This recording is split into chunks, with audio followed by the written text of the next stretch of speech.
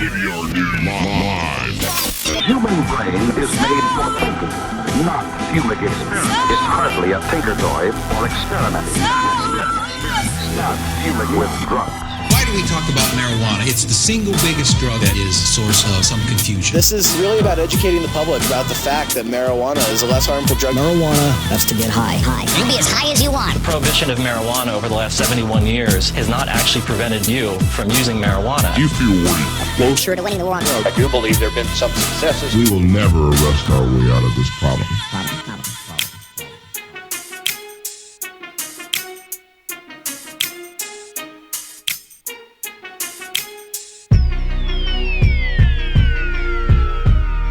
Welcome to the John Doe Radio Show, JDR News Live Daily.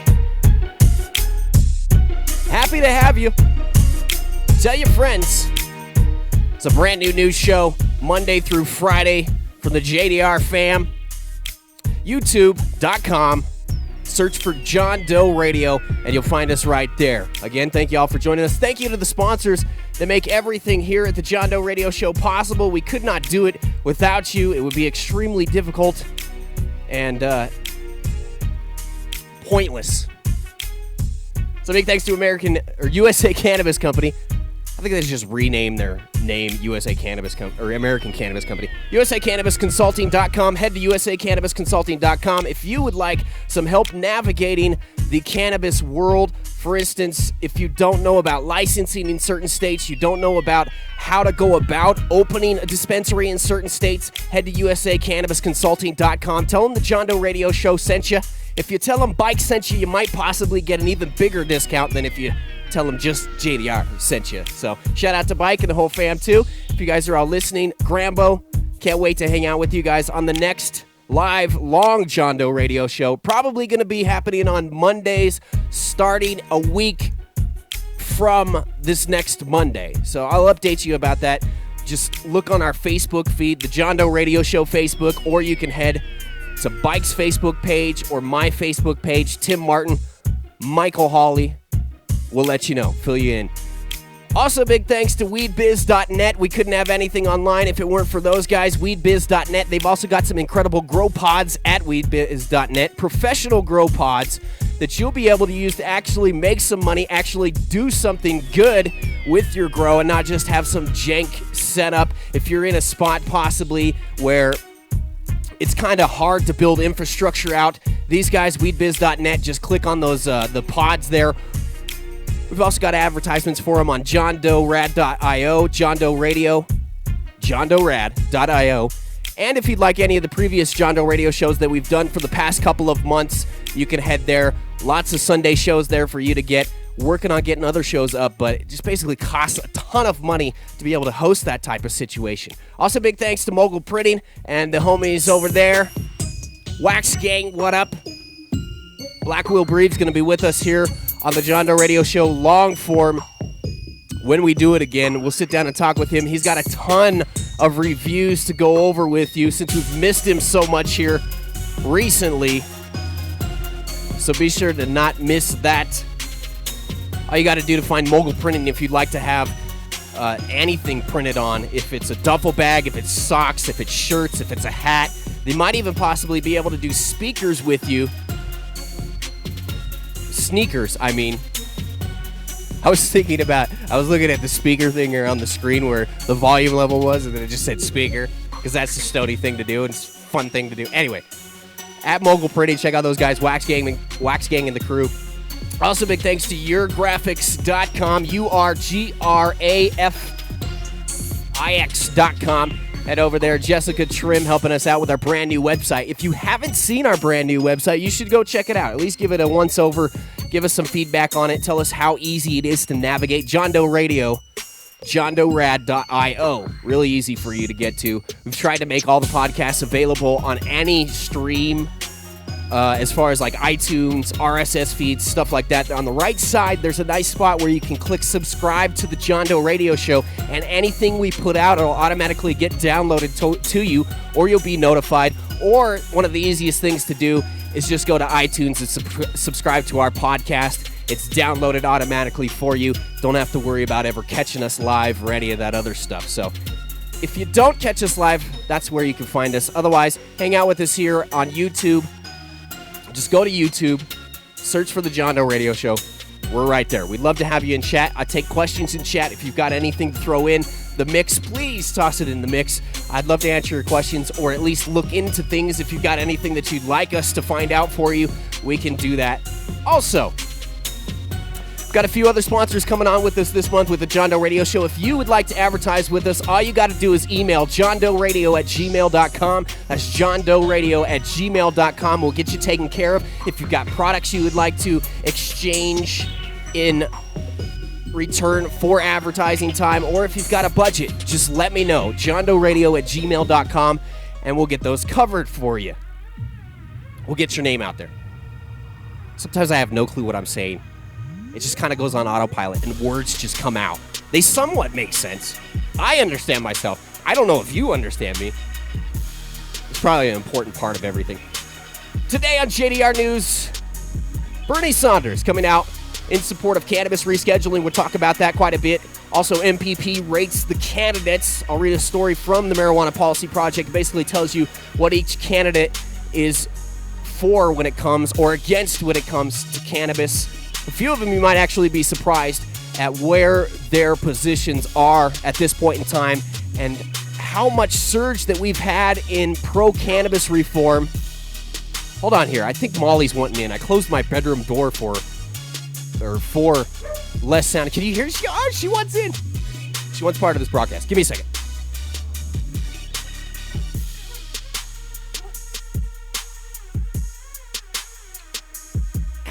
Everybody say hi to Molly if you're watching live in the chat room, because really that's the only video that we have. So she was just saying hi to you there for a minute. All right, she's going to go lay down here. Where was I at? Oh, yeah, we're talking about Marijuana Policy Project, and you'd be surprised at possibly where some of the candidates would be standing right at this point in time. With how much we've moved forward with cannabis reform, it's not surprising. We'll also talk about marijuana use doubling in the past 10 years on this news report. I kind of talked about this yesterday, and the reason why this increase in use is happening, quote unquote, mostly people coming out of the closet and not being afraid to admit that they actually use cannabis, and an update on Mexico and their Supreme Court decision that they were supposed to have today. And if we can get to it, Arkansas fumbled their situation, their cannabis legislation, because they didn't dot the I's and cross the T's, or cross the I's, dot the T's, whatever it is. So we'll get into that. Again, thanks for hanging out with us here on the John Doe Radio Show. We do it live Monday through Friday. Hopefully going to build a nice audience with you guys. Have some good times and hang out. Shout out to Robert Wilson. He says in the chat room, after all this time, it's still the same. Is that a good or a bad thing, Robert? I feel like we got great programming here on the John Doe Radio Show. Also, I may dip into the presidential debates going on right now in Boulder, Colorado. Whoa, that was loud. Sorry about that.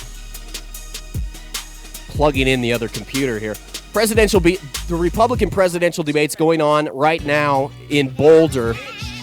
They had the undercard about an hour, 2 hours ago, which I don't know how many people actually listen to the undercard when it comes to debates.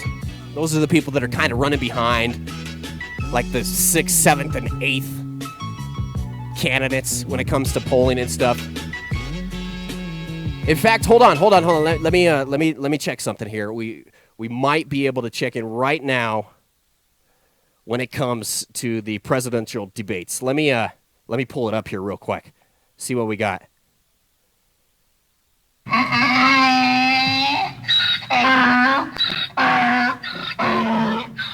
Well, I think that's about the best that we're going to be able to do with the presidential debates. It cracked me up. All right, enough of this nonsense. Let's get into some news. First story.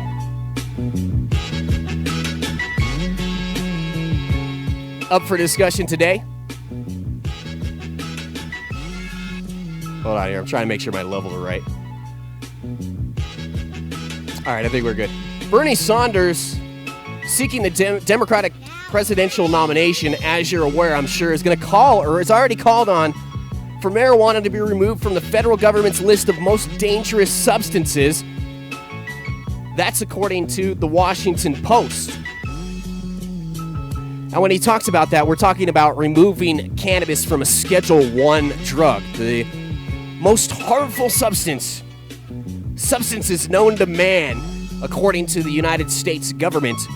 Bernie would like to see that removed. The United States has 5 categories for drugs and drug ingredients under the Controlled Substance Act. Schedule I is reserved for what the DEA considers to be the most dangerous drugs lacking currently accepted medical value and carrying the highest potential for abuse. Marijuana scheduled as a Schedule I drug alongside substances like heroin and LSD. Washington Post first reported that an event with college students Wednesday evening at George Mason University in Virginia, Sanders would say marijuana should be taken off the Schedule I list.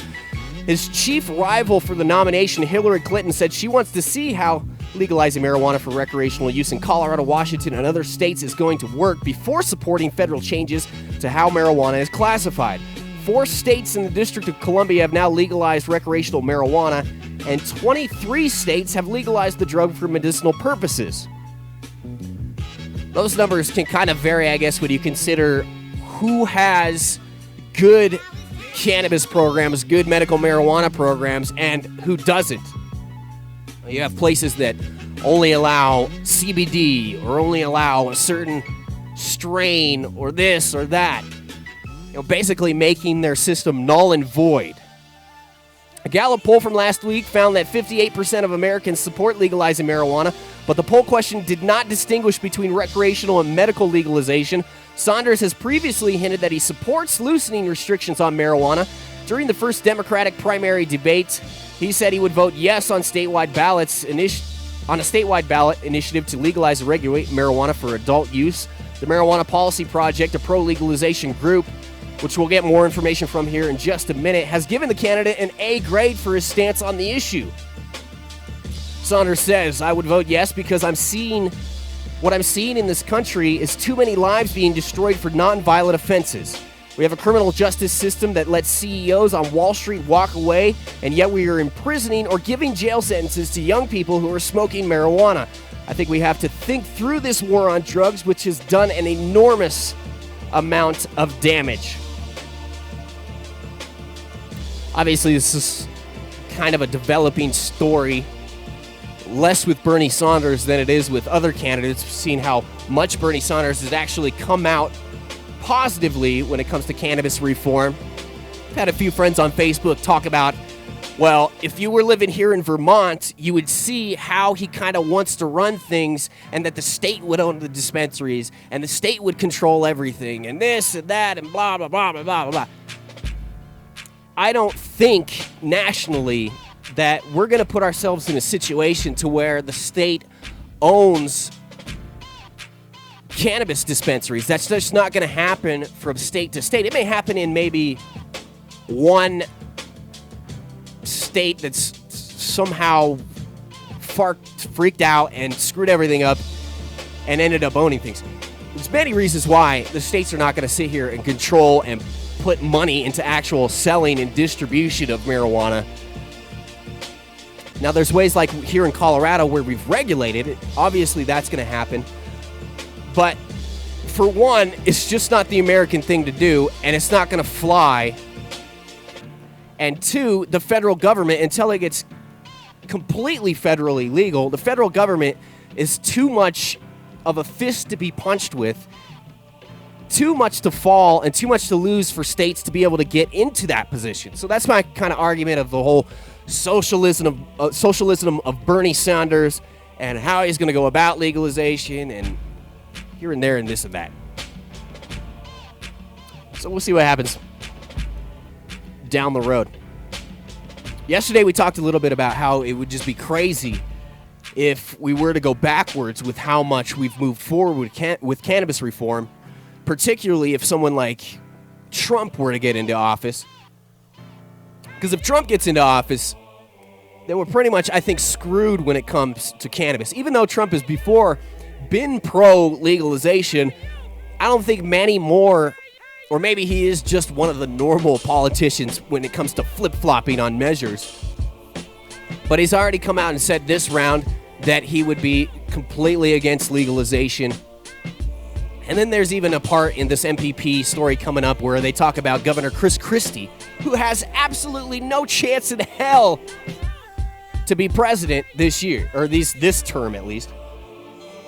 You would have said before that we would have never, ever seen Donald Trump get even close to being a president of the United States.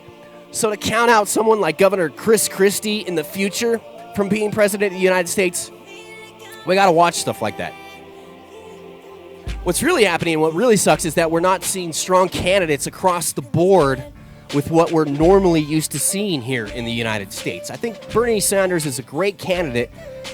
There's just a lot of people afraid of what he's going to do when he gets into office, the type of socialism that he's going to implement. We don't know. I thought it would be nice to see Barack Obama come into office, states' rights, freedoms, all that good stuff be something that was a little bit more on the front burner as opposed to the back burner. But that kind of turned out, I don't know, it's kind of a draw when it comes to Obama. He's a big states' rights supporter, which is awesome, but hasn't pushed it as much as I think he could have. If we end up with a Republican presidential candidate, we're definitely going to see a situation to where states' rights are going to be backtracked. Huge, big time. MPP is prepared for you a list and a rating system for what each presidential candidate is supposed to do if they get in office. The nation's largest marijuana policy organization has upgraded Mike Huckabee, Hillary Clinton, and Bernie Sanders in its report card-style voter guide to the 2016 major party presidential candidates. You can go to mpp.org and check out that voter guide. More changes could follow a Republican candidate debate scheduled to take place right now in Boulder, where the candidates are likely to discuss the state's laws that regulate marijuana for adult and medicinal use. I would expect that topic to be covered quite heavily, seeing how they are in Colorado, and specifically in Boulder.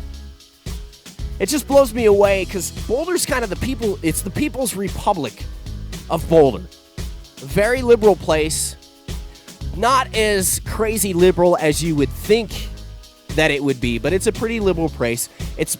When I think of liberal, I don't necessarily think of it the same as all Democrats. I think some Democrats here in Colorado are a little bit more towards the center-leaning and not left-leaning, as you would see in some other areas in some other states.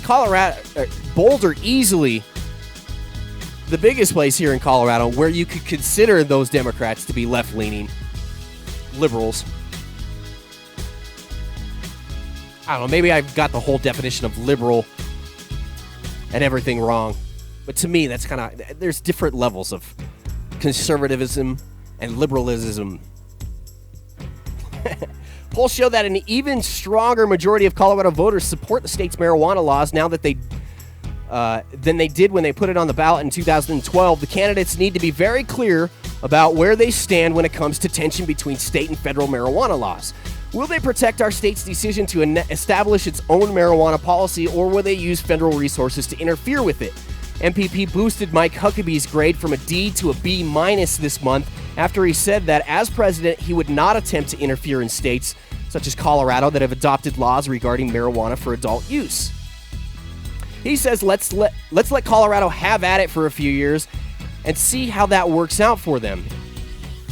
I'm willing to let states operate under the 10th Amendment, and I'm willing for the states, if they think that marijuana and the legalization of it is a great thing, I'm willing for them to experiment and find out. And if it works and it turns out that the presence of recreational marijuana makes them a more prosperous state, well, heck, we may just all want to reach out there and grab that. Reach out and touch someone. MPP also has upgraded Bernie Sanders from a B to an A after he became the first ever major party presidential candidate to express support for legalization and regulating marijuana for adult use. During the Democratic candidates' debate earlier this month, Sanders said he would likely vote in favor of a ballot initiative to regulate marijuana like alcohol in Nevada. MPP also upgraded Hillary Clinton from a B- to a B after she expressed a heightened level of support for medical marijuana legislation. She says Coloradans rightfully want to know whether the candidates would attempt to roll back the progress that has been made here over the past decade. Actually, Mason Tvert says this.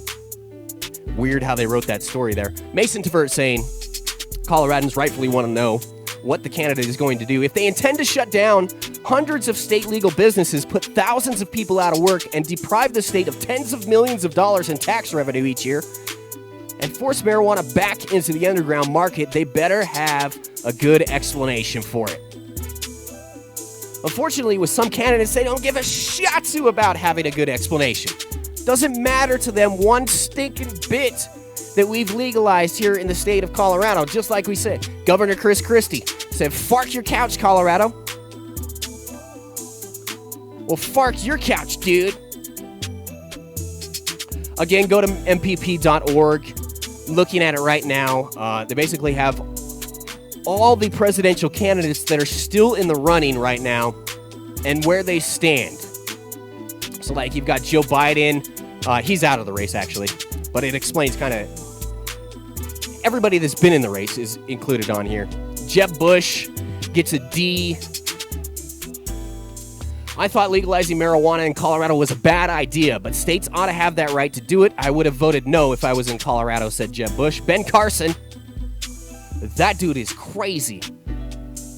One thing I think we need to look at, Ben Carson is a brain surgeon. And one thing I think we need to look at possibly is the standards for letting brain surgeons do what they do. After Ben Carson has talked about the things that he's talked about, put a foot in his mouth as many times as he's put a foot in his mouth. Ben Carson says, "I think medical use of marijuana in compassionate cases certainly has been proven to be useful, but I recognize that marijuana is what's known as a gateway drug. It tends to be a starter drug for people who move on to heavier duty drugs, sometimes legal, sometimes illegal, and I don't think it is something that we really want for our society. We're gradually just removing all the barriers to hedonistic activity, and it's just, we're changing so rapidly to a different type of society, and nobody is getting a chance to discuss it because, it's taboo. It's politically incorrect. You're not supposed to talk about these things." I find that last part of what he says just absolutely dumbfounding, because there has been a discussion here in the United States for a very long time, and it's people like Ben Carson, other politicians across the board, even some of the lighter politicians on this issue haven't pushed as much as they could have. Even here in Colorado. Trying to remember the guy's name, but I can't for some reason. Damn it. One of our Colorado representatives who's been heavily pro-marijuana. He's a gay man himself. But even him, he's not come out here in the state and pushed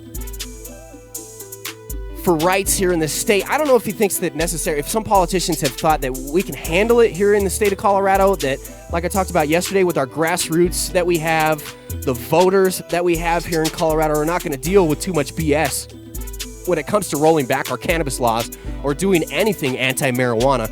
For instance, Denver, for the past 10 years, I think they've had 3, possibly 4, maybe, I think it's 3 actually. The 4th one would have been public use of cannabis, like smokers clubs, places like that, bars. I think that would have been the 4th one possibly that would have gone on the ballot in November that people would have voted on. And because the city of Denver has voted so positively in the past, the city council got scared. Scared the shizzle out of them when we went to go put this on the ballot because they were afraid that we were just going to go ape shiz with this public smoking, public get-togethers. God, I'm brain farting big time right now. Bars, smoking places, get-togethers, stuff like that. Anyway, they thought that it would be, if we passed this law, that it would be everywhere, that every bar, every restaurant that you went to, that there would be a situation where people would be smoking up toking up in the smoking section. And that even restaurant owners and bar owners and places that didn't want to have this a part of their business plan or anywhere near them would force to be in some sort of way. That isn't exactly the case. That probably wouldn't have happened. But because we've been so positive, and like I said, the past 10 years with anything that's been put on the ballot in Denver, Denver voters have not voted it down one time. So that's a good thing. And maybe that's the reason why we don't see more support from politicians here in the state, in the public. I think when it comes down to it, and they're sitting down in their meetings, when they get together. God, I can't think of specific words right now. I feel absolutely retarded right now when it comes to thinking of those 10-point big words. Jesus. Normal good old JDR. But I don't know. I think it's going to be awesome. The next 5-10 years, we could possibly see some huge changes when it comes to federal voting, when it comes to federal cannabis, possibly rescheduling of cannabis, which leads us into a whole nother conundrum in itself. If it gets put on a Schedule 2, what does that do for medicinal cannabis throughout the United States? If it's a Schedule 2 product and the government recognizes that it needs to be a medicinal situation, would dispensaries that are medicinal dispensaries get put out of business in favor of pharmacies? Because that's the way it works with scheduling.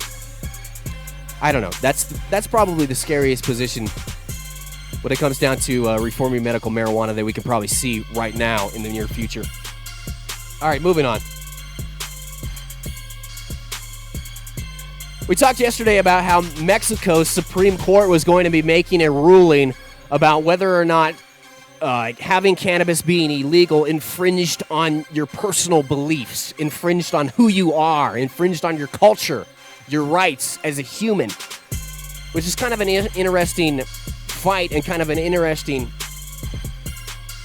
argument to make on that side of it, but it's happening. Mexico's Supreme Court postponed on Wednesday a much-anticipated hearing on citizen groups' bid to legally smoke marijuana, a potential landmark case in a country that is beset with drug violence, while dozens of legalization supporters gathered outside the court in the capital's historic center. A judicial official said the justices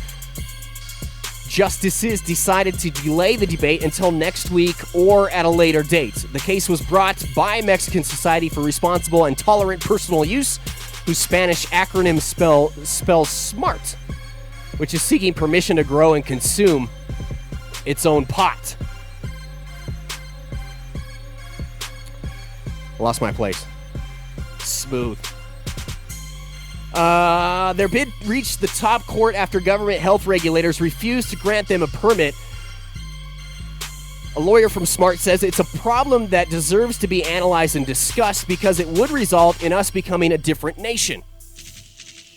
I think it's something that you need to discuss and you becoming a less violent nation. If you're in a situation like where we are here in the United States, it's obvious. And in Mexico, it's even more in your face obvious. But we have so many instances, so many reports, and so many numbers, percentages, everything that points to why we should be ending the drug war and why cannabis, specifically cannabis, separating the two, ending the drug war is one thing, which if we ended the drug war, maybe we could possibly develop centers and treatment facilities to be able to send people to that are addicted to hard drugs with meth, heroin, possibly have situations where these people don't have to go into hospitals directly, the emergency room directly, to be treated for something. I think we need a system and places where people can go, like treatment centers, where it is almost like that emergency room, but doesn't bug. I use the word bug lightly here, because really that isn't the word that we should be using. That doesn't cause more issues and more backup in our health system as far as physical health, the normal type of situation that we deal with now, as opposed to someone that's hooked on drugs or someone that's trying to get off of heroin or something like that. The hospitals don't necessarily handle that 100%. You can go in to a hospital emergency room, say you're having you're trying to kick heroin and you're having serious withdrawals. Obviously, you can go there and get the help, treatment that you need, but it's not a situation to where it's 100% encompassing, that you're able to get everything that you need there, the support that you need there.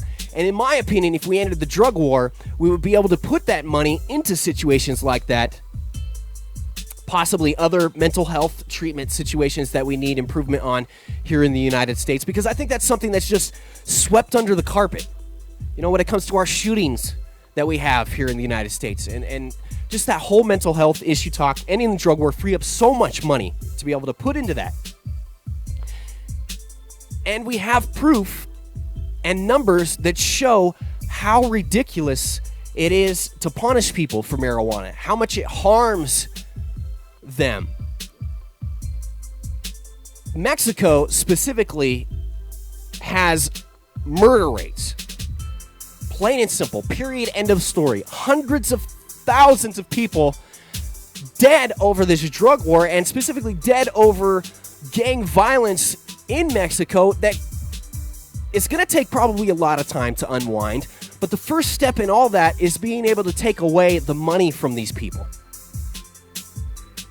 And what happens when you take away the money from those people? Where they disperse to other areas? Maybe Colombia becomes a bigger spot for drugs. Some other small country becomes a bigger spot for drugs. You know, we just can't completely wipe out the situation when it comes to drug abuse, because no matter what, as people, from the very second that people walk this earth, and there's no specific second people walk this, through evolution, we have always wanted to change up our mindset. That's a better way to put it. I don't sound as stupid as I did in the previous analogy I was trying to make. People have always wanted to change their mindset, and have always wanted to get themselves to some other place, and that's not going to change. It's really not. So trying to just do away with drug use as a whole is not going to work. Period. End of story. Taking away the money from these people, taking away their infrastructure, is the only chance that we have to ending this whole drug war. Anyway, I feel like I'm beating a dead horse here and talking about things that we already know about. People listening to this show would already know about. So this lawyer from Smart in Mexico talking about how it needs to be discussed. A liberal member of the court, Arturo Zaldivar, sympathized with the group and put the case on the agenda, proposing that Smart be given permission to grow and consume its own marijuana for recreational use. Dozens of supporters of legalization demonstrated outside the court, some smoking joints and brandishing flash with the marijuana leaf. I don't know what that means. Others brandishing flash with the marijuana leaf. Whatever that means. Supporters hope a win for Smart could lead to other groups winning similar cases and convince Congress to revive bills seeking to legalize marijuana. Backers argue that legalizing marijuana could strip drug cartels of key sources of revenue and reduce violence that has killed tens of thousands. It's actually 100,000 plus. Tens of thousands of people just missing. Also in Mexico, as I mentioned to you yesterday, I need to make it clear that even if this does go through, the Supreme Court rules in favor of Smart, that it would still take an act, a legislative act in Mexico to be able to implement legalization. It wouldn't just right away legalize cannabis there. There would still have to be a couple other hurdles that they have to jump through. Let me check the chat room. Again, thanks for hanging out with us here on JDR News Live. We're live Monday through Friday, starting probably at 6, maybe 5 o'clock. I'm not too sure exactly of the time that we'll get started and going here on the John Doe Radio Show. Whatever time works best for you. And also, if you've missed the shows, you can't be with us live, you can always go to John Doe Radio, johndoerad.io, and get those for you. All right, let me check his chat room, see if there's anything from the chat people that they had to say while I get rid of this slow-ass tune right here. Big shout-out to Yellow on a Cake. She's always here with us on the John Doe Radio Show. She says, I expect we're talking about Ben Carson here, the brain surgeon. She would expect a neurologist to be smarter than that.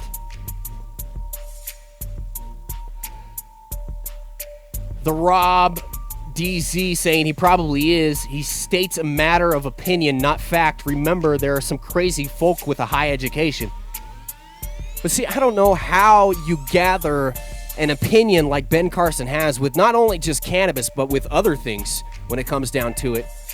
I don't know how you can be that smart and still have the opinion that you do. Basically, what that tells me is that you're out of touch.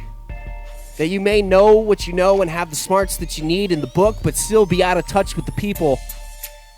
See, to me, this is a strange argument when it comes to Ben Carson, because, for one, Ben Carson's black, and so I would think that he would have a little bit more laxed opinions when it comes to certain things, specifically the drug war, seeing as how the ratio of African Americans that are arrested and are hurt by the war on drugs is so much higher than anything else. Let's see here. K-Dash, handicapped, asked him. Yes, I am handicapped. Randall B calling me high as shit. Actually, at this point in time, I'm not really high. I haven't actually smoked one thing today, so that might be the issue that we've run into.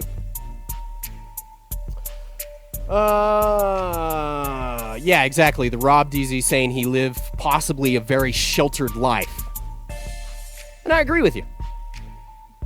Next story that we get to.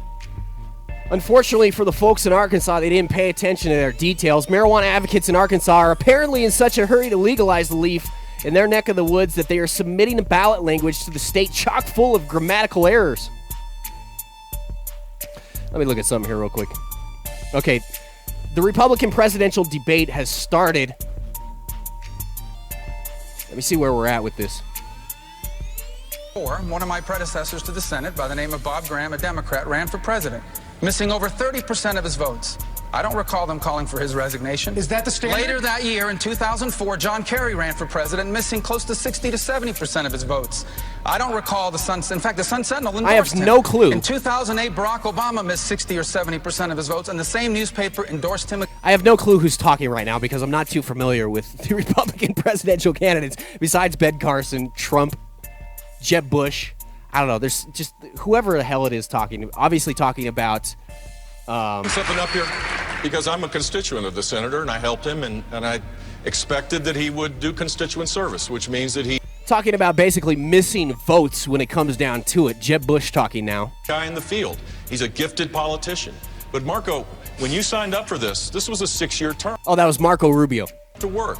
I mean, literally, the Senate, what is it, like a French work week? You get like 3 days where you have to show up? You can campaign or just resign and let someone else take the job. There are a lot of people living paycheck to paycheck in Florida as well. They're looking for a senator that will fight for them each and every day. I get to respond, right? 30 seconds. 30 seconds. Well, it's interesting. Over the last few weeks, I've listened to Jeb as you've walked around the country and said that you're modeling your campaign after John McCain, that you're going to launch a furious comeback the way he did by fighting hard in New Hampshire and places like that, carrying your own bag at the airport. You know how many votes John McCain missed when he was carrying out that furious comeback that you're now modeling it under? He wasn't my No, Jeb, I don't remember. Well, let me tell you, I don't remember you ever complaining about John McCain's vote record. The only reason why you're doing it now is because we're running for the same position and someone has convinced you that attacking me is going to help you. Here's the bottom line. I'm not. See, what's funny with this, and we'll get back to that Arkansas story here in just a second. Wanted to have this presidential debate up just in case saw something cross the stream when it came down to marijuana that we could actually listen to it live. Well, what's interesting here and what frustrates me about a lot of these debates is a lot of the time they're getting into talks, they get into the political machine. So basically talking about if you showed up to vote, how you represent the people. Basically, that specific thing, kind of what I'm talking about right here with what they were talking about. The funny thing is that holds very little bearing when these people go to get elected as president. It's amazing how much votes that these people miss when it comes down to the Congress, governors, all that other stuff. While they're campaigning, the majority of the time that they're campaigning, most of these candidates are not sitting in doing their job. And some of these candidates don't even sit in and do their job the whole time that they're in office. Miss hundreds and hundreds and hundreds of votes. The problem is the American people don't give a shit. They don't care.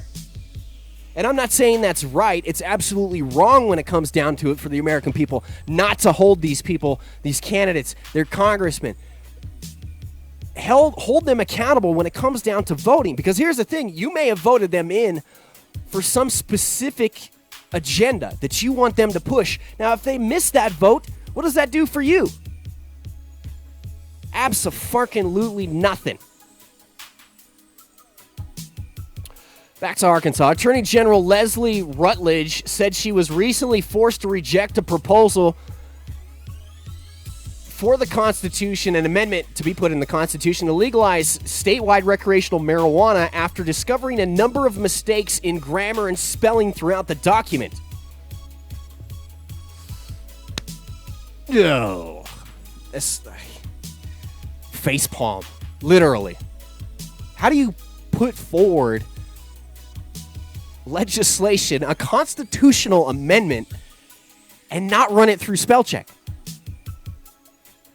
Rutledge insisted that even if the entity behind the Arkansas Cannabis Amendment would have run a simple spell and grammar check before turning in the proposal, it still would have been denied because the overall language was simply too ambiguous to constitute the backbone of a state policy change.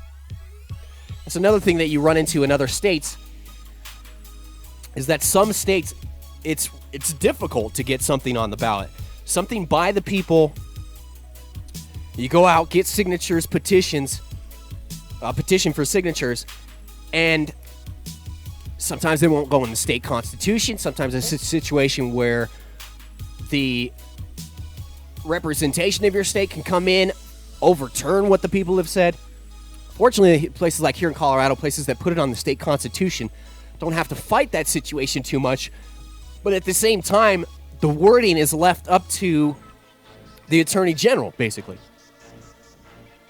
And whether or not they think that this is specifically addresses the issue that's going to be put on the ballot, or if there's just too many things that are in the proposal to be put on the ballot. For instance, a situation in California like CCHI, I think that's what it's called. Anyway, that has like multiple topics that they're talking about, legalization, letting people out of jail, hemp, all this other stuff.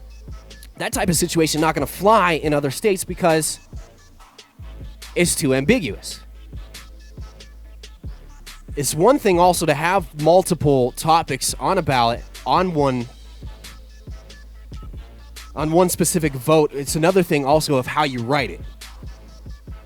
Among some other problems in the text was the phrase, any person 18 years of age or older. Rutledge argued that this portion of the proposal does not make any sense because a person cannot be 18 and older, and that it should be written 18 years of age or older. Instead, the attorney, that's what we're talking about, how this has to be written specifically in lawyer jargon. Because, I mean, you or I would think 18 and older would be just, I mean, it's obvious what they mean there. You're either 18 or you're older than 18. When it comes down to it, you got to say 18 years of age and older. Stupid. Or 18 years of age or older. See, I screwed it up there again. The Attorney General also nitpicked at the proposal's blending of singular and plural phrases of nouns and verbs, state laws as it pertains to marijuana, and the number of licenses were two phrases cited in Rutledge's opinion summary of the initiative. The proposal was written by Mary Berry of Summit, Arkansas. She is hoping to eliminate prohibition across the state by establishing a marketplace where all products derived from a cannabis plant are no longer criminalized under state law. In a bit of a stretch, Rutledge also found this segment of the ballot measure was not specific enough to pass. That's why we have to watch ourselves and be so specific and have powerful lawyers on our side, have powerful money on our side. Because even if we have the language semi-correct or 100% correct, it's still up to these asshats to be able to infer what we meant or to be able to take it on their view that what they think that it means, even if it's not what they think it means, political bullshit, and just exit out. Nope, we're not going to have this.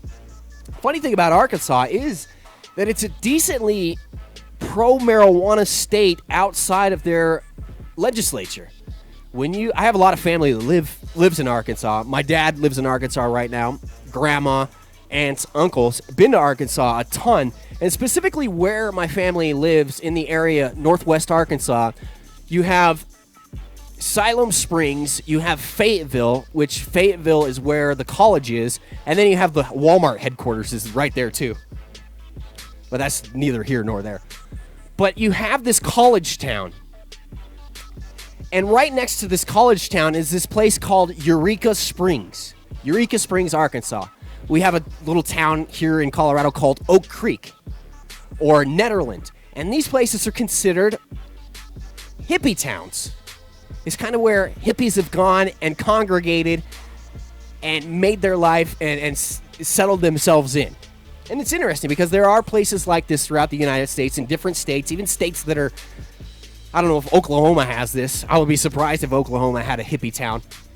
Once again, if you're in Oklahoma, just get the fark out of there. If you get busted, I'm not going to say I told you so, but I told you so if you're in Oklahoma. But places like this, Oak Springs, Eureka Springs, Oak Springs, Colorado, Eureka Springs, Arkansas, have this grassroots community that is pushing these initiatives and has been quite successful considering where Arkansas is in our nation and where they are historically when it comes to Bible Belt, quote-unquote, issues like marijuana reform, gay marriage. And it's quite interesting to see the goings-on there. The problem is it's like here in Colorado where, or not specifically like here in Colorado, I guess you could say, we're a little bit more pro-marijuana, obviously, than they are. But if you go east or if you go west in Colorado, the Eastern Plains, extremely red, extremely Republican. The left side of our state, as you get past the mountains, you go towards Grand Junction, just the same, Republican area to our state. Now, we're being infiltrated more and more by Democrats, and we're turning purple. If we're not a blindingly purple state as it is, we're becoming more and more purple and almost turning to a blue. But these specific areas, the east, the west, they're the ones that deliver the opposition for us trying to move cannabis forward. And it's kind of like that in Arkansas, too, is that there's not enough people in one specific location to be able to push back on the conservativeness that they have there in Arkansas. Here in Colorado, like I said, since we're purple, is a little bit easier to push that boulder over the top of the mountain and have it go down the other side.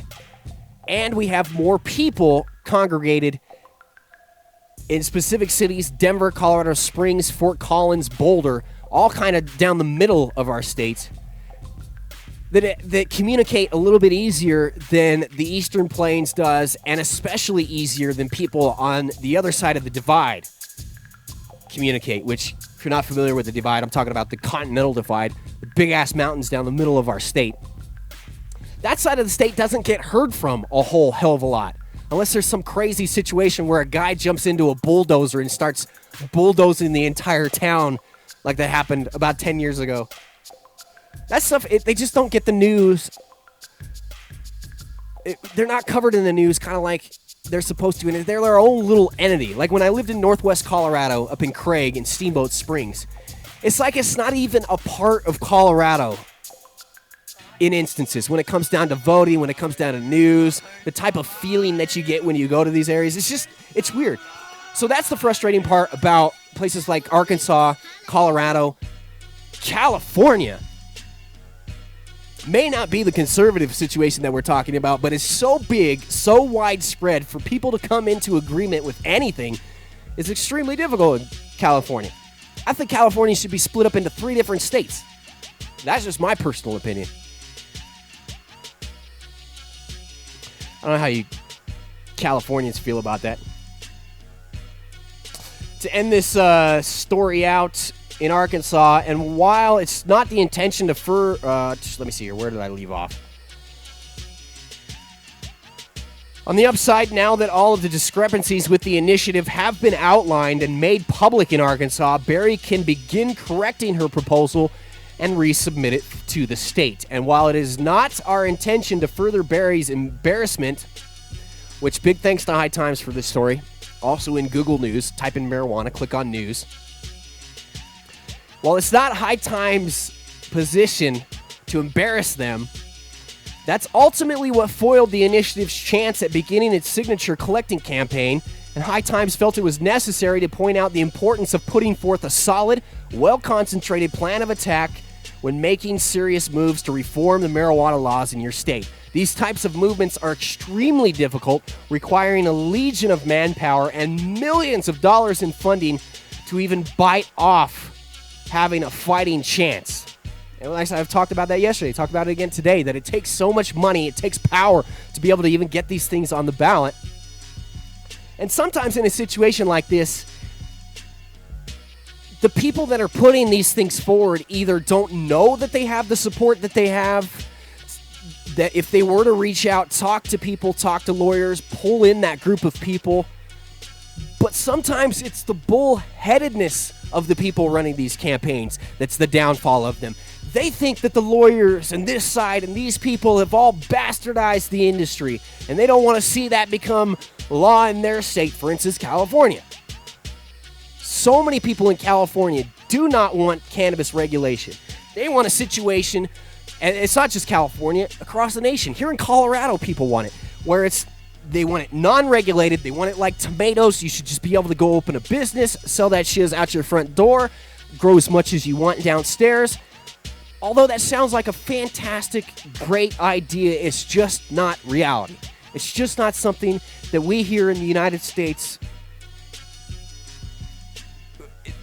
Name something that's unregulated. It's just not possible. Now, over time, specifically, let's see, California's initiative, Reform CA, which is a fantastic initiative, I think. If you get a chance, go to Reform, I think it's reformca.com or something, but either way, just Google Reform CA, read that entire bill, or read the outline of the bill and what it would include. Less stringent in some areas than we are here in Colorado. For instance, doesn't include employees having to get licensed to work in dispensaries. The licensing system is a little bit different than here in Colorado. But there's so many things in that initiative, in initiatives across the nation that will not specifically reform California. I'm talking about CCHI here. Sorry. If I can make sense of my own thoughts so that you can make sense of them. Those type of things, the all-out legalization, it's just not going to happen. Now in Ohio, we went well into Ohio yesterday. When it comes down to Ohio's situation, the biggest thing that people argue that it's bad with is the monopoly. In my opinion, besides the monopoly, it's for a state like Ohio to propose something as open as Question 3 is in Ohio. It surprised me. Even when I knew about the 10 growers, the 10 distributors of cannabis, when you sit down and read it and you think about Ohio's laws currently and what they're like and other laws in states surrounding it, the fact that they even got this on the ballot, enough signatures to move forward with it, that it's polling pro, just goes to show you how positive cannabis is here in the United States. And then just knowing what I know, being educated like I am and looking at it, it's a pretty open initiative compared to what it could be. All right, I think we're winding down today. JDR News. I always look up from doing the show and talking about news, and I tend, it's like 15, 20 minutes have passed, and it's like an hour later. So thanks again for you guys for hanging out with us here on John Doe Radio. I got one more. Actually, I think I might have... I got two more stories that we can cover here, actually.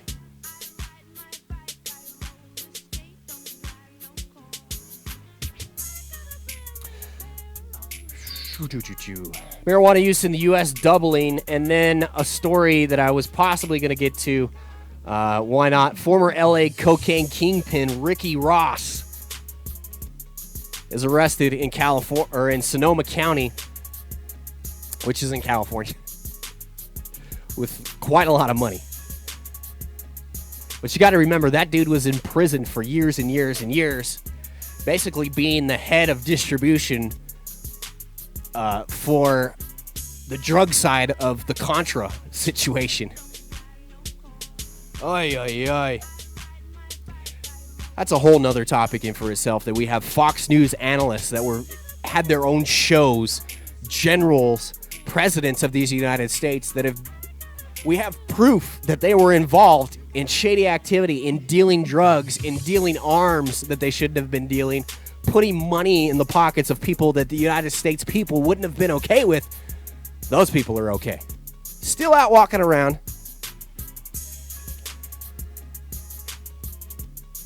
But Ricky Ross made a pawn in all that. All right. Let me check the chat room here, see if you guys got anything input going on here. Any more news on any more cannabis product recalls here in Colorado? It just depends on how updated you are with cannabis recalls and the situation with pesticides and all that good stuff. There was a second round of recalls about a week and a half ago, that included a bunch of concentrates, some flour, edibles. I don't have that information right off of hand, but I haven't heard anything since then, since that second round came out. I would expect, though, here in the very near future, as we start to completely roll out testing, not only testing for recreational cannabis, because technically right now that's the only thing that is legislated in, is the testing of recreational cannabis. The medicinal side, strangely enough, doesn't have those rules. But from what I've heard, through the grapevine, and what I've heard myself, like when I went to go turn in my application to be licensed to be an employee here in the state of Colorado and work in the weed industry, one of the things that the lead investigator told me as I was sitting down talking to him was, I was explaining to him, hey, these rules that you're talking to me about right now, these things that you're trying to review with me and discuss, because I had questions on how the laws would be inferred, and talk to him about the red line edits that are now on the Marijuana Enforcement Division's website. If you go to look up rules or whatever, there's a section in recreational where they've crossed out and there's red line edits. Supposedly all those red line edits have gone through. That's what's going to be law. And then also medicinal and recreational rules are going to be combined, which I've thought that since the very beginning. Even before we legalized recreational cannabis here in Colorado, regulated recreational cannabis here in Colorado, it was something that I always felt was going to be combined eventually with medical cannabis. Now, I still think that medical cannabis is kind of going to go away eventually, but like I said, we've had such a grassroots movement here in Colorado that they fought that from happening. And I'm not saying that it should happen, because it shouldn't necessarily happen for the people. But when it comes down to money, the operation with the state, it would be a lot cheaper for the state to put those two programs together as one. Because right now they have two different sides. I think a lot of the staff is sharing responsibilities because that's how they've kind of melded it together. We had talked about yesterday how the state, when medical cannabis recreation came around, and then when recreational started to be put into place, that the Marijuana Enforcement Division was like Scrooge McDuck swimming in his vault of money. That's what I pictured the marijuana enforcement division doing there, because they end up with brand new SUVs, these nice-ass chairs, nice-ass desks, a nice building, nice office, all this crazy stuff. They went apeshiz with cannabis money from dispensaries put forward to register their fees to be able to operate the regulation system here in Colorado. They just went apeshit. So now they've kind of backed off of that, and I think the director, Koski, has tried to kind of combine all those, make it less of a cost for us here in Colorado to be able to operate. Still, though, combining those two programs going to be probably the cheapest way that we can do it. I kind of forgot what I was eventually going to go on there and say about the medical program. I got so sidetracked on my own thing, looking out of my right eye here, trying to figure out where they are in the presidential debate. Anyway, you get what I was talking about. Oh, shoot. Oh, we were also, I know what I was talking about. Testing, when it come down to testing. Because the public is going to demand testing happen on the medical side of things, and because if we start to see these products recalled, because here's the thing. The same you have medical grows and you have recreational grows. The same people are growing on both sides of the situation here. So say you may not have the same grow. You've got two different buildings. One a medicinal building, one's a recreational building. My store is called Pots for Us. That store is going to have possibly the same people working in that garden, the medical garden, as they are the recreational garden. So if that recreational garden has product that's recalled, it's pretty obvious probably that the medical side is going to have the same problems too. They just may not face the same regulations or the same stringent situations that recreational testing has to do. So I don't think that I wouldn't worry about it too much if you're worried about, hey, this is only specifically for recreational cannabis. What kind of product are we giving our medical people? Which blows me away that the medical side would be so restricted for testing. It hadn't been testing since the beginning. And again, on that side of the coin, really wasn't a lot of places that could test for cannabis. Like we talked about yesterday with Can Labs and other places. Can Labs specifically cited for saying that they could test for contaminants, saying that they could test for mold, other things. And when it came down to it, when they were investigated, they couldn't. They weren't able to do that. So don't worry about that too much. In fact, when everything started here in Colorado with this testing talk, all that good stuff, it was my feeling that one of the biggest changes that was going to come to this industry was going to be on that side of restricting certain pesticides. There's going to be PGRs, plant growth hormone, like your bud hardeners that you get, stuff that makes your buds a little bit more frosty, shoots your stems up high. All this stuff in the long run, it's going to be, I don't know if the recall is the right word. The rules are going to change with it. You're not going to be allowed to use these type of things because most of these things, when you go to buy them in stores, you go to a grow shop, it's specifically supposed to be used for ornamental use only. Not supposed to be put on something that you ingest. And a lot of those companies out there don't give a damn. We could name almost any one of them because almost all of the cannabis companies out there have some sort of, the big ones that is, I'm not going to call anybody out and say any specific names for people, but you know who they are. Most of those companies have this shiz put in their products that eventually down the line, I don't think is going to be allowed. So anyway, that was my opinion about things, that testing was going to change this industry more than almost anything has. It's just we have to emplace it at some point. Plant growth regulators. All right, let's wind this down. The use of marijuana in the U.S. doubled over a recent 10-year period And about 3 in 10 users are abusing or dependent on the drug, according to a new study using national survey data. Another problem with you admitting that you use marijuana, you're going to have people on the other side of the table that say if you're a daily user that you're addicted to it and that you have problems. And we all know that that's absolutely not the case. I would even argue that it's specifically a mentally addictive drug that you get into the situation of wanting to feel better. So that's why you want to smoke weed. Not like a situation to where you're smoking meth or cocaine or you're doing heroin or any of that. You want to do that drug to feel better because you're shitty. Because it drives you down. Marijuana actually lifting you up. They fail to talk about that. Some 9.5% of over 36,000 adults surveyed in 2012 to 13 reported using marijuana in the past year, compared with 4.1% in a similar survey of adults in 2001 through 2002, a marked increase over the previous 10-year period in which it had been relatively stable. The rates increased most notably among middle-aged adults and those 65 years and older.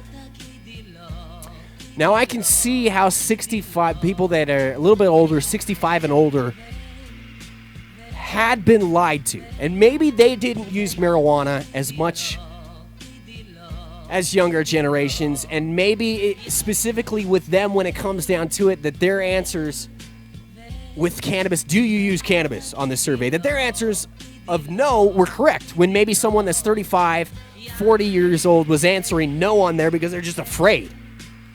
They go home, smoke in their basement, smoke in their garage, wherever it is that they have their sessions with, but they're afraid to have their name put into a database, or they're afraid to just mark yes on that. That's the big change that has happened over the past 10 years.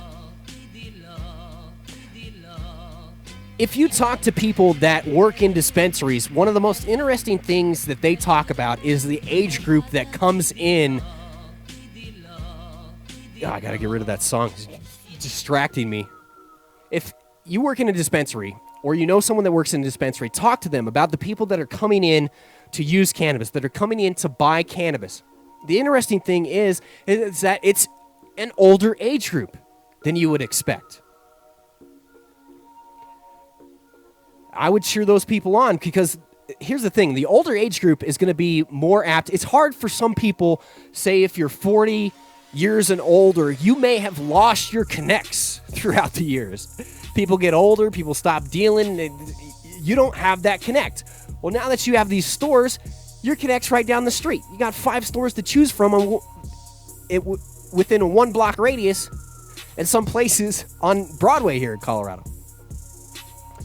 Younger people, they still got that kind of black market connect. They still don't want to pay the amount of taxes. You could almost go out. It's not like this too much anymore, but you could almost go out a year ago, buy some weed, buy some concentrate, hash, whatever it is, and it would be half the price that it is in dispensaries. Specifically because of the tax rate in recreational, and then 2, the prices were just higher. It was about the same for medical marijuana too. Medical marijuana was about half of what you would go in and get in some dispensaries, and it's still kind of like that. But more and more, we're seeing that price kind of go down. Anyway, the age group situation is really interesting. I find it really awesome to talk to people that work in dispensaries and you know, kind of bump off of them of who's going in there, what kind of people they're talking to. I know when I sit out, because here's the thing, I love Kind Love, 100%. Kind Love, my favorite dispensary to go to as far as now. There's a few other ones that friends are talking to me about. It's the only one I've really had access to. Let's just say that. I don't go to a lot of dispensaries. That's why we have Bike on board and we have Black William Breeds on board, because both of them get to see and hear from more people when it comes to dispensaries, and I trust their opinion on these things. But when I go to Kind Love, you know, took some friends to go get medicine from Kind Love, or I'm trying to pick up medicine through somebody else, which is technically quote unquote illegal. But you could just look in the parking lot and see who's coming out, see who's going into these places. And to me, especially here in Colorado, it's not that stoner situation. It's not that stoner group of people that you would specifically think of. You know, we have mad wooks here in Colorado. Serious wooks. People that have so many hat pins in their hat that they can't even hold their head up. Beards so large that they have probably food and shiz from 2 weeks ago sitting there stored in the way back of their beard. You know, like they got like a Santa Claus long brown beard going on. Maybe they lift up the beard and there's like, you know, a six-pack hidden underneath there, or they got their rig or their torch hidden under there. You know, like Pirates of the Caribbean with Johnny Depp, where there's that weird octopus dude who's got the tentacles coming off his face, and he hides the key behind the tentacles. That's the wook action here in Colorado. Now, you may see that when you go to dispensaries. A lot of the times it's maybe the people working there. But very, very few of them are the specific wook stoner culture type person that we would label. I don't know. I feel like a lot of people that haven't been to free states, haven't been to California, Washington, Oregon, Colorado, haven't experienced this legal weed, think that we're just this super stoner state with a bunch of stoner ass people. And no, it's just, specifically here in Colorado, we just have this culture of get outside, have fun, independent people. So hopefully everybody here moving to Colorado, you 200,000 people that moved here in the past year, have the same mindset, all right? Now I'm just rambling. Though the study wasn't designed to investigate the reasons for the change, the increase in use could have been driven in part by changing attitudes, especially a growing perception that marijuana use is harmless, changing laws, or the combination of those and other factors would contribute. Rate of marijuana usage disorder overall in the rates of marijuana usage disorder overall in the general population nearly doubled to 2.9% in 2012 and 13 from 1.5% in 2001 and 02, but there was a decrease in the percentage of users who developed a disorder to about 30% in the most recent 10-year survey. None of this makes any sense because there is not a stupid disorder when it comes to marijuana. By the way, this is from the Wall Street Journal. The only reason why I wanted to bring up this story is because simply, once again, people feel more comfortable admitting that they use cannabis. Basically, the rest of this Wall Street Journal story talks about marijuana disorder. We need to keep active surveillance on these disorders as time goes by. According to Dr. Grant,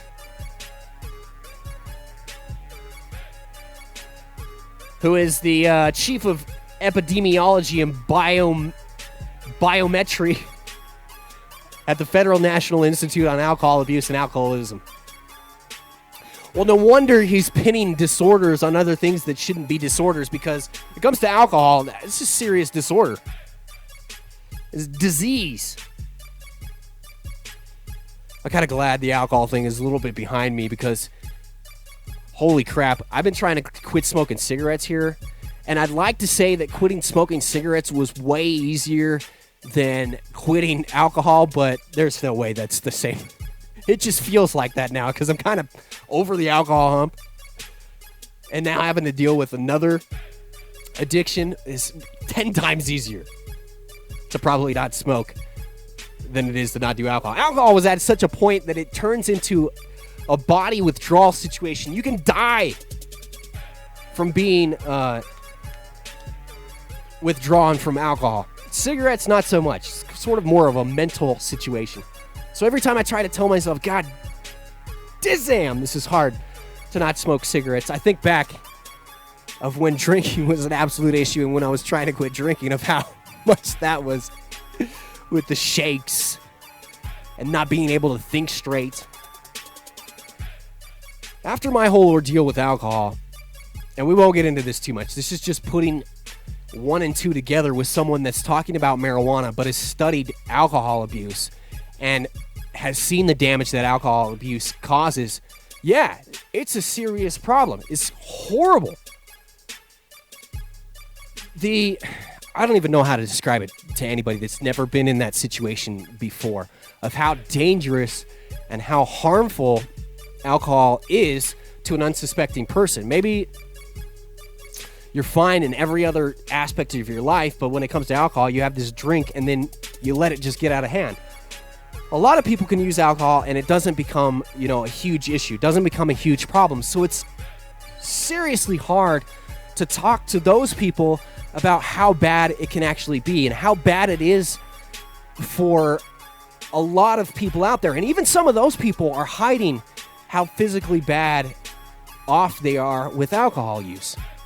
I know people that have a 6-pack a night and consider themselves not alcoholics, and maybe that's not an alcoholic. I feel like a situation of if you get drunk every night, that sort of makes you an alcoholic, and you can argue whether you're not and whether you can control it. You may be an alcoholic that can control yourself.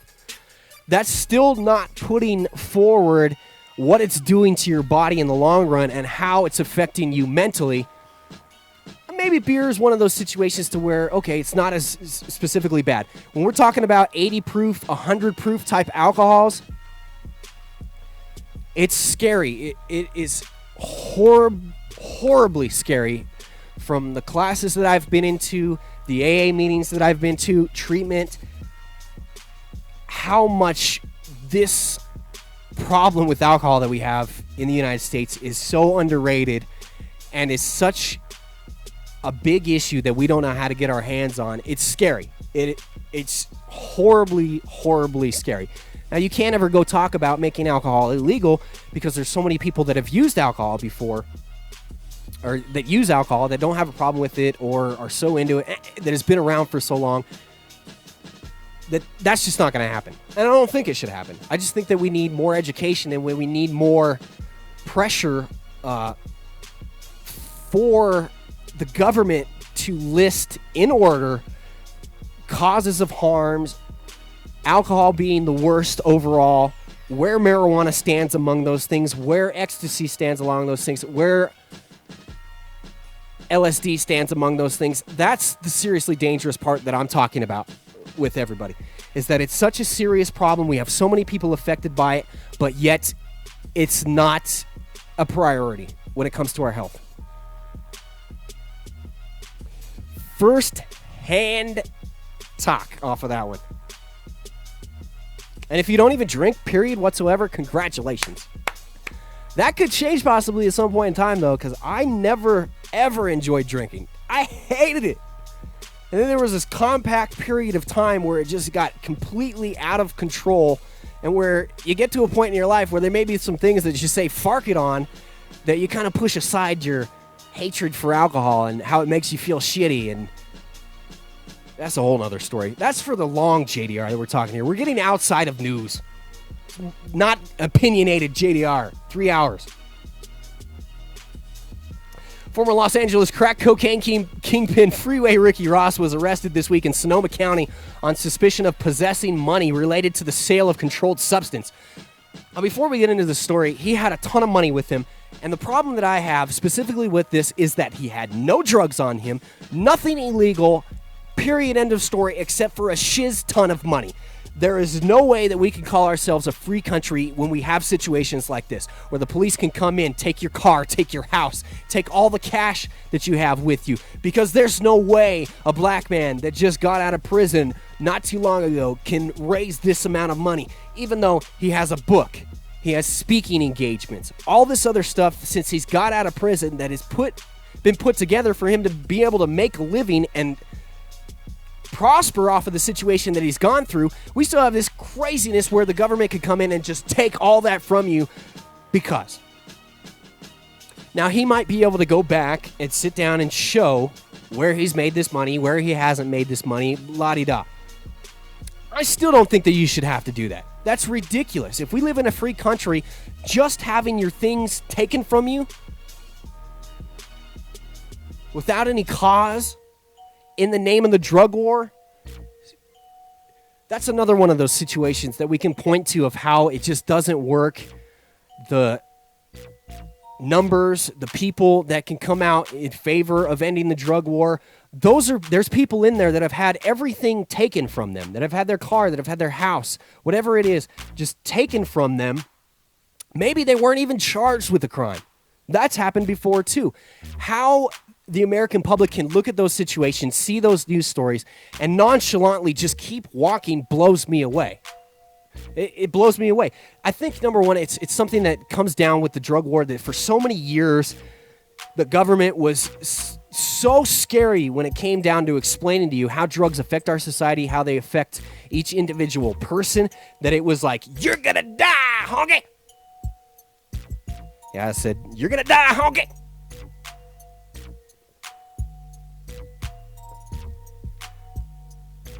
But because of that, people were so scared to push back. And before we had the internet like we have now, social media, Twitter, Google, where you could just type in something and get information on it. You need numbers for something, just type it in and you get it. When it used to be just word of mouth, that's how you got your education, or from school, or from sideways books, or from a sideways ass DARE program. Even when I was a kid, scared the living shit out of me when it came to drugs. I didn't want to touch anything for the longest time. Until my senior year in high school, I always thought that marijuana was the same as heroin, that it was the same as meth, that you could die off of this shit. And then fortunately, more and more information came out. I used it myself. Became a situation to where, like, dude, maybe cocaine and maybe meth and maybe heroin aren't so bad. If they've told us that these are all so close together as harms, maybe this isn't so bad. Maybe I should go try some meth. Now, fortunately, I've never tried meth, never done cocaine, and to my knowledge, have never done heroin. May have smoked some opium a time or two. But not explaining these differences is dangerous. And as a public, we've been told that they're so dangerous that people don't want to fight it. People are afraid to push back against the government. And now that we have the internet, the way that we have it, information is coming out, legalization happens more and more. You see in these news stories that, look, the sky hasn't fallen. Look, the health problems are not going up. We have actual numbers to prove, past the point where we've said, "Fark you, we're not going to deal with this anymore. We're not going to deal with you lying." Now that these numbers are coming out slowly, more and more people starting to believe those numbers, starting to say the government is a bunch of bullshit when it comes down to the drug war. And we're not going to handle this anymore. We don't want this anymore. You've lied to us. And hopefully in a few years, in a short time, we can look back at these, specifically here in Colorado and other states that are now moving towards this. Hopefully that we can look back on this and people can get through their heads, and maybe it's this bing, light bulb type moment, light bulb goes on over their head, that, oh my God, what have we done? I'm waiting for that moment across the nation to happen, because that's the situation that we need. There's people that have been damaged worse than me, people that have spent 20 years in prison, that are still in prison for life for using cannabis. Robert Platshorn, who we've had here on the John Doe Radio Show before,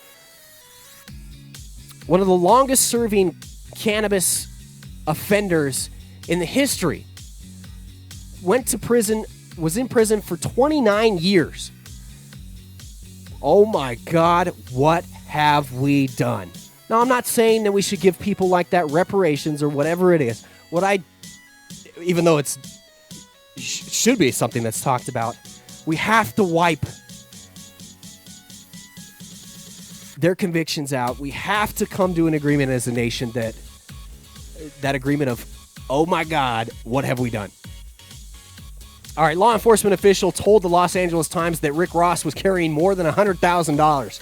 Ross, who authorities say he was a major player in the crack trade in South Los Angeles in the 1990s, was also arrested on suspicion of conspiring to commit a crime. Sonoma County Sheriff's Office arrest log said he is no longer in custody, according to jail records. Ross's management team did not immediately return requests for comment. I had talked before with Adam Scorgi here on the John Doe Radio Show, and he had done movies like The Business of Getting High. And in that, he covered Rick Ross quite a bit in it. Had a good connection with Rick Ross. Had called Rick Ross when he was in prison. Had conversations with him. Had talked about the dealing of crack, the Contras, all that craziness that had gone on. When Rick Ross got out of prison, I tried to get him on the John Doe Radio Show through our connects with Adam Scorgi.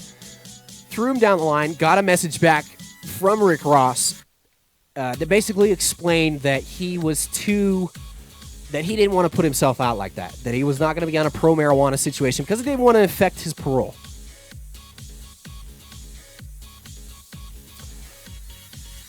Now, having law enforcement charge you with suspicion of conspiring to commit a crime and having nothing other than $100,000 that you're traveling with it, just because other people have traveled with large amounts of money and made deals and all this other stuff, it's scary. It's a shitty situation that we should not be putting American public in. This is not the definition of a free country. Violates search and seizure constitutional rights, in my opinion. A spokesman with the sheriff's office confirmed Ross was arrested, but said the details about his arrest were not being made available due to an ongoing investigation. Ross was convicted in '96 of conspiring to buy more than 100 kilos of cocaine from a police informant, and based on 2 prior drug convictions in Texas and Ohio, was sentenced to life in prison without the possibility of parole. But his sentence was reduced in 2005 from 20 to 16 and a half years, and he was released in 2009. After his release, Ross went on to speaking tours and talked to young people about his life in the drug trade. Ross sued rapper Rick Ross, born William Leonard Roberts, who is also a prison guard himself. He ain't about that life. That's what the real Rick Ross was saying. You ain't about this life. Sued him over his name, claiming the artist used his name to fuel his fame and profit. But a California appeals court judge ruled Roberts' alias and image are protected speech. So he took Rick Ross's whole gimmick. Well, I guess it's not a gimmick because it was real life for the real Rick Ross, but made the rapper Rick Ross, made that his gimmick. I like Rick Ross's music. I really do. There's a lot of beats and songs that he have. But how are you going to support a buster-ass punk like that? Just goes and steals some gangster's name and who he is. I'm being distracted in front of me right now. I got Molly laying down in front of me, and she's having doggy dreams. How she fell asleep while I'm sitting here basically yelling to no one else in the room. I think she's used to it. She's been in the studio so much now that she's like, fuck it. They're not talking to me. But she's sitting here with her legs kicking. Chasing rabbits. Marijuana distributors traveling from Southern California in the Bay Area to the Emerald Triangle call the area along the 101 freeway where Ross was pulled over the gauntlet because of the high risk of being pulled over by law enforcement looking for drugs and cash. Fucking crazy, man. Anyway, all right, I think that's going to do... Tighten this mic up here so it doesn't fall again. I think that's going to do it for us on JDR News Live. Join us again tomorrow on the John Doe Radio Show, JDR News Live. Back here with you with the day's news, analysis of what's going on, talk possibly more about what's going on in the presidential Republican debates. I don't think there's going to be too much news in there. It's not like Trump or anybody else is going to come out all of a sudden flip-flopping on the cannabis issue and say they support cannabis. The only thing I think we're going to see with this Republican debate, which they may have already talked about it as you're listening to us now, but we'll update tomorrow, is that they could be more throw the hammer down, be more against it. So I think that's what we're really looking forward to. Let me check the chat room, see if you guys got anything before the end of the day, before we leave you. Psychological dependence as opposed to physical, yes.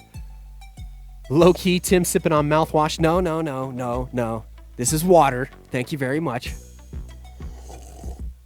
Inside joke between me and K-Dash. Came up at one point in time was, how low would you go to get drunk? It's possible that everybody that's been an alcoholic, a serious alcoholic, has tried to chug some mouthwash. It's possible. I'm not saying specifically I have. I don't admit to anything specifically on this show. We may have talked about it before, and you have to go back and find that audio from before, but I'm not going to give K-Dash the credit and the satisfaction of trolling me in the chat room and me playing into it, which I already have. WikiWhack DJ, almost 5 years, booze free here, and I never had a problem. Just decided one day to stop. Good for you, WikiWhack DJ. Alcohol brings out the darkness in me, said Nathan, but just spent 12 hours on campus and I'm ready for a dab. I hear you on that one. All right, I think we're done for the day. Anyway, thanks again to the people that make the John Doe Radio Show possible. If you can, if you're going to be here live in the chat room, live on YouTube, or if you're going to listen to the show more than just today, even if you hate the John Doe Radio Show, you hate me, you hate whatever, then you wouldn't put it on Facebook. Tell your friends about us. If you got a Facebook, post us up the YouTube link. When we get Sundays with Mike Hawley, post those up too. Help us grow this audience that we have, because there's some other, and I'm not hating on other people that do what we do here, but I just don't see how some people get the big audiences that they do. So maybe we just need to work specifically the big audiences that they do with such bad information that they give. Maybe that's it. They're just for custies. And we're an underground, non-custy show. I'm kidding. Shots fired there. Big thanks to the people that make this possible. USACannabisConsulting.com. Head to them if you'd like to get a cannabis company set up. You need questions. You need consulting. USA Cannabis Consulting. Kyle Allen over there, our good friend. If you tell him the John Doe Radio Show sent you, they'll hook you up with a fantastic deal. YourGraphics.com. Head over there, URGRAFIX.com, if you'd like to have something done on the web. You need some images created. You need a website done through WordPress. Jessica Trim, awesomeness over there. She'll help you out and take care of you. She's been incredible, professional, awesome person to work with, and has been available every time I've tried to get a hold of her. So big shout out to YourGraphics.com. And if you'd like to join us on the John Doe Radio Show as a sponsor in the future, JohnDoeRadio@gmail.com is all you got to do. Just hit us up. Let's see where they're at in this Republican debate before I leave y'all. Should have gone to jail over the... YouTube better not flag this as copyrighted material, because yesterday's show didn't get put up because I didn't know you couldn't have longer than 2-hour shows and edit it. So there was a little bit of a Dr. Dre snippet, and they went and muted the whole fucking thing for me. So now I'll record it on my computer just in case anything gets flagged. We can edit it out. So if you're looking for yesterday's show, that's where it is. Full of government. I mean, what we had was something the government made, basically a bag of gas that cut loose. Whoa. Thing in its path, left thousands of people powerless, but they couldn't get rid of it because we had too much money invested in it, so we had to keep it. That is our government today. We saw it in the blimp. That's exactly what we saw. So look, corporations... By the way, Mike Huckabee's one of those dudes that supported that anti-gay marriage secretary lady, which I don't even remember her name. That's how important she was to me. When the bottom 90% of this country's economy has had stagnant wages for the past 40 years, somebody is taking it in the teeth. And it's not the folks on Wall Street. I'm not anti... Whoa, I'd say the American public is taking it somewhere. Wear a team jersey, pick winners and losers. The governor ought to wear a striped shirt and just make sure the game is played fairly. Now, everybody else has fudged their time and gone over, so please, don't cut me off too quick, Becky. All right, Governor. Let me just close it up. How about this 15 way. more seconds? We need to be focusing on what fixes this country. And I'll tell you one thing that we never talk about. We haven't talked about it tonight. Why aren't we talking about, instead of cutting benefits for old people, cutting benefits for sick people, why don't we say, let's cure the 4 big cost-driving diseases, Governor. Diabetes, heart disease, Governor, cancer, and Alzheimer's. If you do that, you don't just change the economy, you transform the lives. But don't you think that if we could actually cure those diseases right at this point in time that we would do it? I don't know, just a thought. I mean, it's not like, maybe the drug companies are holding on to some of these cures. That is the craziest statement I've ever heard. Plan does. But President Reagan taxed capital gains at the same rate. All right, we're done. I don't know why I expected some sort of substance or anything that we could use for this show randomly off of this, but whatever. There we are. All right, it's the John Doe Radio Show. Thanks again for hanging out with us. We'll be back tomorrow. And as I mentioned, if you can, give us a shout out to all your good friends. And if you got any If you got any suggestions for what we can do here, besides just news, let me know. And we may possibly also add that to the long version of the John Doe Radio Show with Bike. So shout out to Bike, shout out to Grambo, shout out to all y'all. We love the JDR Army. Until tomorrow, I'm Tim Martin. See you.